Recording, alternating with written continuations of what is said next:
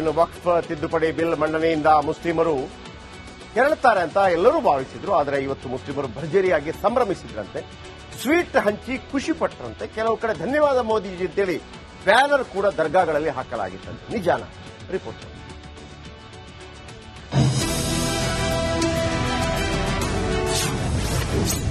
ಪ್ರಧಾನಿ ನರೇಂದ್ರ ಮೋದಿಜಿಗೆ ಧನ್ಯವಾದ. ನಮೋ ಮುಸ್ಲಿಂ ಮಹಿಳೆಯರಿಂದ ಬೆಂಬಲ. ವಿರೋಧ ಪಕ್ಷಗಳ ವಿರೋಧದ ನಡುವೆಯೂ ವಕ್ಫ್ ತಿದ್ದುಪಡಿ ಮಸೂದೆಯನ್ನ ಲೋಕಸಭೆಯಲ್ಲಿ ಮಂಡಿಸಲಾಗಿದೆ.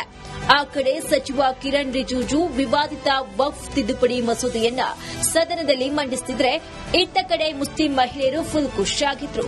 ಅಚ್ಚರಿಯ ರೀತಿಯಲ್ಲಿ ಮೋದಿ ಸರ್ಕಾರದ ನಡೆಗೆ ಬೆಂಬಲವನ್ನ ಸೂಚಿಸಿದ್ರು.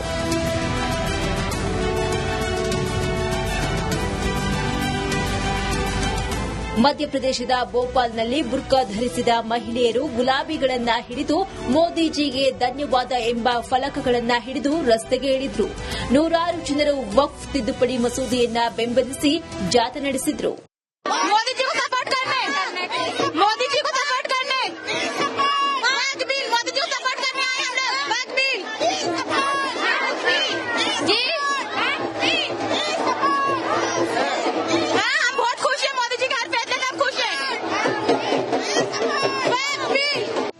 ಮಹಾರಾಷ್ಟ್ರದಲ್ಲಂತೂ ಮುಸ್ಲಿಮರು ಸಿಹಿ ಹಂಚಿ ಸಂಭ್ರಮಿಸಿದ್ರು. ಮೋದಿಗೆ ಬೆಂಬಲಿಸಿದ ಚಿಸ್ತಿ ಅಜ್ಮೇರ್ ದರ್ಗಾ. वक्फ में अमेंडमेंट की जरूरत है। देखिए, वक्फ का मतलब ये कतई ये नहीं है कि लोग ये कह रहे हैं कि मस्जिदें छीन जाएंगी, खानकाएं छीन जाएंगी, कब्रिस्तान छीन जाएंगी। ये कहना गलत है। हो सकता है कुछ सेक्शन से उनको प्रॉब्लम हो, ये ऐसे मत हो। ये डेमोक्रेसी का पार्ट है। ಶುಕ್ರಿಯಾ ಮೋದಿಜಿ ದರ್ಗಾದಲ್ಲಿ ಫಲಕ. ಹೌದು, ದೆಹಲಿಯ ನಿಜಾಮುದ್ದೀನ್ ದರ್ಗಾದಲ್ಲಿ ಮೋದಿ ಸರ್ಕಾರದ ಪರ ಬೋರ್ಡ್ ಹಾಕಲಾಗಿತ್ತು. ಮುಸ್ಲಿಮರು ಶುಕ್ರಿಯಾ ಮೋದಿಜಿ ಅಂತ ಫಲಕ ಅಳವಡಿಸಿ ಬೆಂಬಲವನ್ನ ಸೂಚಿಸಿದ್ರು. News desk, republic Kannada. ನೋಡಿ, 2 ಪಾಯಿಂಟ್ ನಾನು ಅವಾಗಲೂ ಹೇಳಿದೆ. 1995 ಮುಸ್ಲಿಮರನ್ನು ಕೇಳಿರಲಿಲ್ಲ ನಮಗೆ ವಿಶೇಷ ಏನು ಆರ್ಟಿಕಲ್ 40 ಕೊಡಿ, ಅಲ್ಲೊಂದು ಅಂಶ ಬರುತ್ತಲ್ಲ, ಯಾವುದದು ರಿಜಿಜು ಹೇಳಿದ್ರಲ್ಲ, ಸೆಕ್ಷನ್ 40 ಕೊಡಿ, ಕಂಡ ಆಸ್ತಿ ತಗೊಳ್ರಿ, ಅವರೇನು ಕೇಳಿರಲಿಲ್ಲ. ಇವರು, ನಾನು ಅವತ್ತೊಮ್ಮೆ ಹೇಳಿದ್ದೆ, ಅದು ವೋಟ್ ಬ್ಯಾಂಕ್ ವಿಚಾರವನ್ನು ಹೇಳಿದ್ದೆ. ಭಾರತದಲ್ಲಿ 25 ಕೋಟಿ ಮುಸ್ಲಿಮರಿದ್ದಾರೆ, ಅರ್ಥ ಆಯ್ತಾ?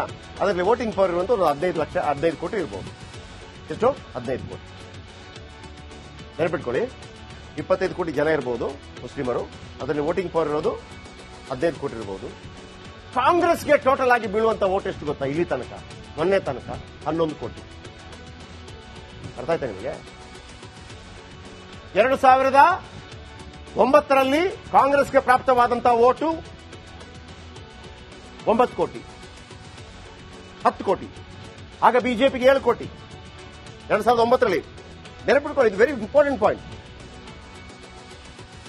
9 ಕೋಟಿ, 10 ಕೋಟಿ ಕಾಂಗ್ರೆಸ್ಗೆ ಅಥವಾ ಯುಪಿಎಗೆ, ಬಿಜೆಪಿಗೆ 7 ಕೋಟಿ. 2014ರಲ್ಲಿ ಅದೇ ಕಾಂಗ್ರೆಸ್ಗೆ 11 ಕೋಟಿ, ನರೇಂದ್ರ ಮೋದಿ ನೇತೃತ್ವದ ಬಿಜೆಪಿಗೆ 14 ಕೋಟಿ.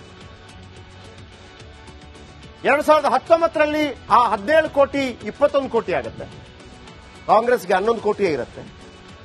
24ರಲ್ಲಿ ಆ 21 ಕೋಟಿ 23 ಕೋಟಿ ತನಕ ಆಗುತ್ತೆ, ಕಾಂಗ್ರೆಸ್ಗೆ 11 ಕೋಟಿಯೇ ಇರುತ್ತೆ. ಮತ್ತೆ ಲೆಕ್ಕಕ್ಕೆ ಬನ್ನಿ, ಟೋಟಲ್ ಮುಸ್ಲಿಂ ಪಾಪ್ಯುಲೇಷನ್ 25 ಕೋಟಿ ಇದೆ, ಅದರಲ್ಲಿ ವೋಟ್ ಇರುವಂತವರು 15 ಕೋಟಿ ಇದ್ದಾರೆ. ಕಾಂಗ್ರೆಸ್ಗೆ ಪ್ರಾಪ್ತವಾಗಿರುವಂತಹ ಮತಗಳು 11 ಕೋಟಿ. ನಾನು ಏನ್ ಹೇಳ್ತಾ ಇದ್ದೀನಿ ನಿಮ್ಗೆ ಅರ್ಥ ಆಗಿರ್ಬೋದು. ಅವ ಮುಸ್ಲಿಮರೇನು ಕೇಳಿಲ್ಲ ರೀ, ಇವರು ಮಾಡೋ ತಪ್ಪನ್ನ ಅವ್ರಿಗೆ ಹೊರಿಸೋದು. 2014ರಲ್ಲಿ ಕೂಡ 123 ಕೋಟಿ ಅಂತ ಅವ್ರು ಕೇಳಲಿಲ್ಲ. ಇವತ್ತು ಅವ್ರು ಯಾಕೆ ಖುಷಿ ಪಡ್ತಾ ಇದ್ದಾರೆ ಗೊತ್ತಾ? ಯಾಕೆ ಬೇಕು ಸುಮ್ಮನೆ? ಮರ್ಯಾದೆಯಿಂದ ಗೌರವದಿಂದ ಜೀವಿಸುವಂತ ಎಷ್ಟು ಮುಸ್ಲಿಮರಿದ್ದಾರೆ? ಅವ್ರಿಗಿರತ್ತಲ್ವ, ಯಾಕೆ ಬೇಕ್ರಿ ನಾವು ಯಾವ ಜಾಗವನ್ನು ಕಬ್ಜಾ ಹೊಡಿತೀವಿ ಅಂತೇಳಿ ನಮಗೆ ಯಾಕೆ ಮಾಡ್ತಾ ಇದ್ರಿ? ಯಾಕಂದ್ರೆ ಕಾನೂನು ಮಾಡಿಕೊಟ್ಟಿದ್ದು ನೀವು, ಕಾಂಗ್ರೆಸ್ ಅವರು. ಈ ವಕ್ಫ್ ಆಸ್ತಿ ಕತೆ ಕೇಳಿ. ಈಗ ಎಲ್ಲಾ ಮಸೀದಿಗಳು ಸಾಧಾರಣವಾಗಿ ಅದರ ಅಂಡರಲ್ಲಿ ಬರುತ್ತೆ. 1,17,413 ಮಸೀದಿಗಳು, 33,056 ದರ್ಗಾಗಳು, 1,06,801 ಅಂಗಡಿಗಳಂದ್ರೆ ಈ ಮಸೀದಿ ಮುಂಭಾಗದಲ್ಲೆಲ್ಲ ಇರುವಂತಹ ಅಂಗಡಿಗಳು.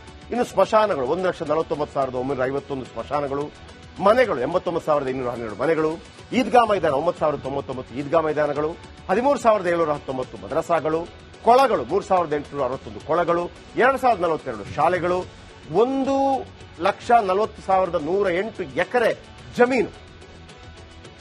ಆಮೇಲೆ ಅಶುರ್ ಖಾನ್ ಅಂತಂದ್ರೆ ಈ ಏನಂತಾರೆ ಅದಕ್ಕೆ ಶಿಯಾ ಮುಸ್ಲಿಮರು ಯೂಸ್ ಮಾಡುವಂಥದ್ದು ಇದರಲ್ಲಿ ಅಶುರ್ ಖಾನ್ 8,737 ಅಶುರ್ ಖಾನ್.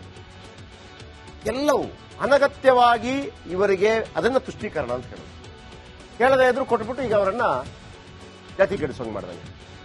ಅದಕ್ಕೆ ಅವರು ಸಂಭ್ರಮಿಸ್ತಾ ಇದ್ದಾರೆ. ಬೇಡ ನಮಗೆ ಅಂತದ್ದು, ನಾವು ಡೆಮೊಕ್ರೆಟಿಕ್ ಸೆಟಪ್ ಅಲ್ಲಿ ಬದುಕ್ತೇವೆ ಅಂತ ಅವರೇ ಹೇಳಕ್ ರೆಡಿ ಇದೆ. ರಾಜಕಾರಣಿಗಳು ಬಿಡಬೇಕಲ್ಲ. ನಾನು ಅದಕ್ಕೆ ಕೇಳ್ತಾ ಇದ್ದೆ, ರಾಜಕಾರಣಿಗಳು ಹೆಂಗ್ ಆಟ ಆಡ್ಬಿಡ್ತಾರೆ ಅಂದ್ರೆ ನಮ್ಮಲ್ಲಿ ಪೆಟ್ಟು ಮಾಡಿಸೋದು ಅವರು. ಇನ್ನು ವಕ್ಫ್ ತಿದ್ದುಪಡಿ ಬಿಲ್ ಮಂಡನೆಯಿಂದ ಮುಸ್ಲಿಮರು ಕೆರಳುತ್ತಾರೆ ಅಂತ ಎಲ್ಲರೂ ಭಾವಿಸಿದ್ರು. ಆದರೆ ಇವತ್ತು ಮುಸ್ಲಿಮರು ಭರ್ಜರಿಯಾಗಿ ಸಂಭ್ರಮಿಸಿದ್ರಂತೆ, ಸ್ವೀಟ್ ಹಂಚಿ ಖುಷಿ ಪಟ್ಟರಂತೆ. ಕೆಲವು ಕಡೆ ಧನ್ಯವಾದ ಮೋದಿಜಿ ಅಂತೇಳಿ ಬ್ಯಾನರ್ ಕೂಡ ದರ್ಗಾಗಳಲ್ಲಿ ಹಾಕಲಾಗಿತ್ತಂತೆ. ನಿಜಾನ? ರಿಪೋರ್ಟ್.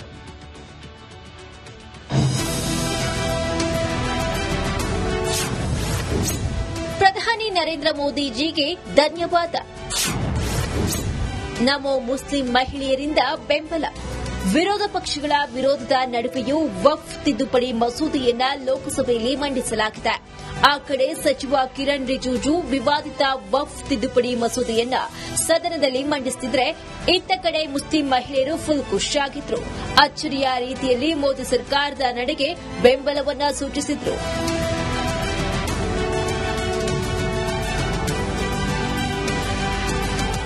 ಮಧ್ಯಪ್ರದೇಶದ ಭೋಪಾಲ್ನಲ್ಲಿ ಬುರ್ಕಾ ಧರಿಸಿದ ಮಹಿಳೆಯರು ಗುಲಾಬಿಗಳನ್ನ ಹಿಡಿದು ಮೋದಿಜಿಗೆ ಧನ್ಯವಾದ ಎಂಬ ಫಲಕಗಳನ್ನ ಹಿಡಿದು ರಸ್ತೆಗೆ ಇಳಿದ್ರು. ನೂರಾರು ಜನರು ವಕ್ಫ್ ತಿದ್ದುಪಡಿ ಮಸೂದೆಯನ್ನ ಬೆಂಬಲಿಸಿ ಜಾಥಾ ನಡೆಸಿದ್ರು.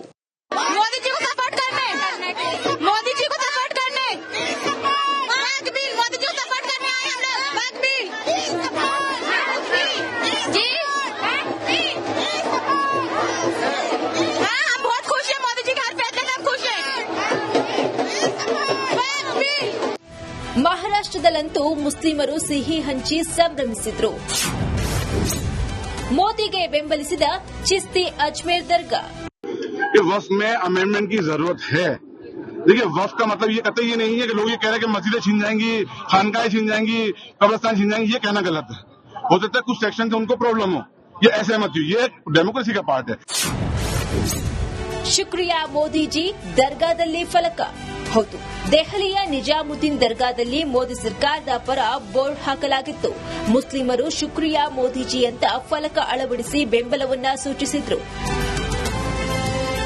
News desk, republic Kannada.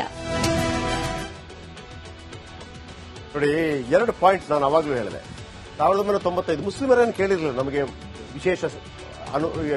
ವಿಶೇಷ ಏನು ಆರ್ಟಿಕಲ್ 40 ಕೊಡಿ, ಅಲ್ಲೊಂದು ಅಂಶ ಬರುತ್ತಲ್ಲ, ಯಾವುದದು ರಿಜಿಜು ಹೇಳಿದ್ರಲ್ಲ, ಸೆಕ್ಷನ್ 40 ಕೊಡಿ, ಕಂಡ ಆಸ್ತಿ ತಗೊಳ್ರಿ, ಅವರೇನು ಕೇಳಿರಲಿಲ್ಲ.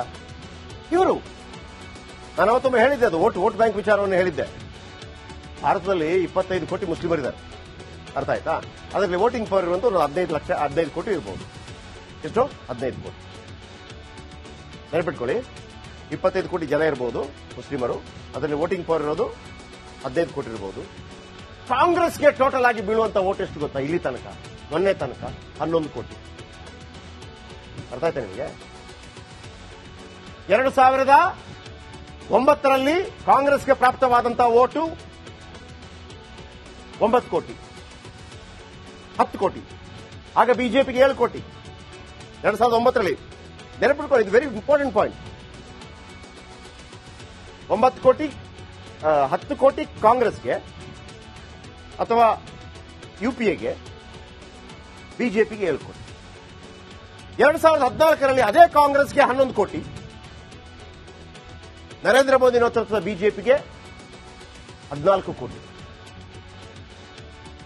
2019ರಲ್ಲಿ ಆ 17 ಕೋಟಿ 21 ಕೋಟಿ ಆಗುತ್ತೆ, ಕಾಂಗ್ರೆಸ್ಗೆ 11 ಕೋಟಿಯೇ ಇರುತ್ತೆ. 24ರಲ್ಲಿ ಆ 21 ಕೋಟಿ 23 ಕೋಟಿ ತನಕ ಆಗುತ್ತೆ, ಕಾಂಗ್ರೆಸ್ಗೆ 11 ಕೋಟಿಯೇ ಇರುತ್ತೆ. ಮತ್ತೆ ಲೆಕ್ಕಕ್ಕೆ ಬನ್ನಿ, ಟೋಟಲ್ ಮುಸ್ಲಿಂ ಪಾಪ್ಯುಲೇಷನ್ 25 ಕೋಟಿ ಇದೆ, ಅದರಲ್ಲಿ ಓಟ್ ಇರುವಂತವ್ರು 15 ಕೋಟಿ ಇದ್ದಾರೆ.